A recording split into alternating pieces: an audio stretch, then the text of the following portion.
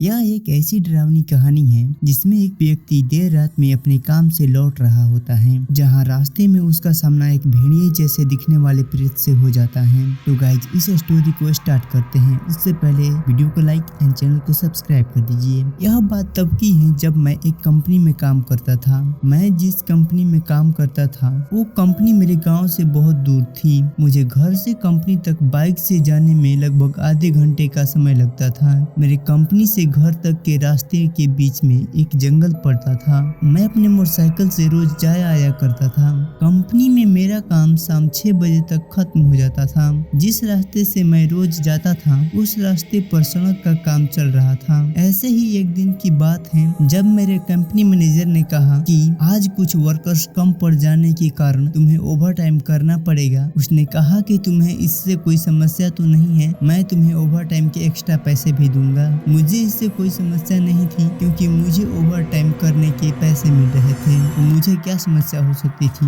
उस दिन पूर्णिमा की रात थी और कहा जाता है कि ऐसे समय में काली शक्तियाँ अधिक ताकतवर हो जाती हैं। लोगों का मानना तो यह भी है कि ऐसे समय में देर रात तक बाहर रहना सही नहीं होता है क्योंकि यह समय भूत प्रेतों और पिशाचों का समय होता है। कई पश्चिमी संस्कृति में इस समय को मानव भेड़िया का अपने इंसानी रूप से जानवर में बदलने का समय माना जाता है। मेरा काम रात 10 बजे खत्म हुआ। मैंने अपनी बाइक स्टार्ट की और मैं अपने घर की तरफ निकल गया। उस समय मेरी बाइक की स्पीड कम थी क्योंकि जिस सड़क से मैं आ रहा था उस सड़क का काम चलने के कारण मैंने अपनी सुरक्षा के चलते ऐसा किया था। चलते हुए मुझे रास्ते में एक आदमी खड़ा हुआ दिखाई दिया। वो सड़क के किनारे एक पेड़ के पास खड़ा था। मैंने सोचा लगता है कि यह गाँव वाला है जो गाँव जा रहा होगा और शायद थक गया होगा, इसीलिए वहाँ आराम कर रहा होगा। चलो इसको लिफ्ट दी जाए और मुझे भी गांव में पहुंचने तक सफर का साथी मिल जाएगा। ऐसा सोचकर मैंने अपनी मोटरसाइकिल को उससे थोड़ी दूरी पर रोककर उससे कहा कि भाई कहाँ जाना है, अगर एतराज न हो तो मैं तुम्हें कहीं छोड़ दूं क्या। पर उधर से कोई जवाब नहीं आया। मैंने एक बार फिर कहा कि मैं गाँव ही जा रहा हूँ, तुम कहो तो तुम्हें भी वहीं छोड़ दूं, लेकिन इस बार भी उसका कोई जवाब नहीं आया। तो मुझे गुस्सा आ गया और मैंने अपनी बाइक घर जाने के लिए स्टार्ट की।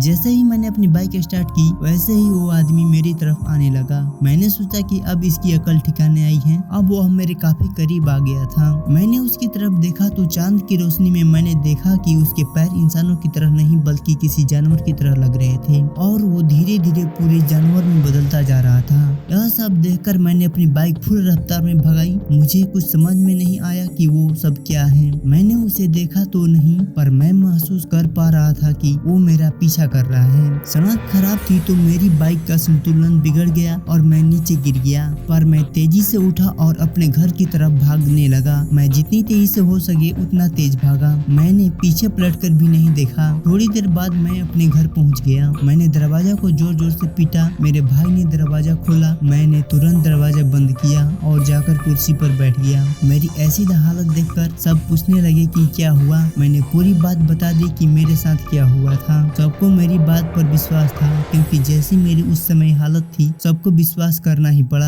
मैं डर के मारे रात भर सो नहीं पाया। अगली सुबह मैं काम पर भी नहीं गया और मेरी तबीयत खराब हो गई। एक हफ्ते तक मैं बेड पर ही पड़ा रहा। मेरे पापा इन सभी चीजों में यानी काली ताकतों में जानकारी रखने वाले एक आदमी को घर ले आए। उसने कहा कि जिसे तुम मिले थे वो एक प्रेत था जो एक जानवर के रूप में था। तेरी किस्मत सही थी या यूं कहें कि किसी शक्ति ने तुझे बचा लिया क्योंकि वो प्रेत तुझे जिंदा नहीं छोड़ता। यह कहकर फिर उन्होंने मुझे एक चांदी की माला दी और कहा कि इसे अपने गले में बांधे रखना। कुछ समय बाद मैं ठीक हो गया और फिर मैंने उस प्रेत को कभी नहीं देखा। मैंने उस जगह नौकरी भी छोड़ दी।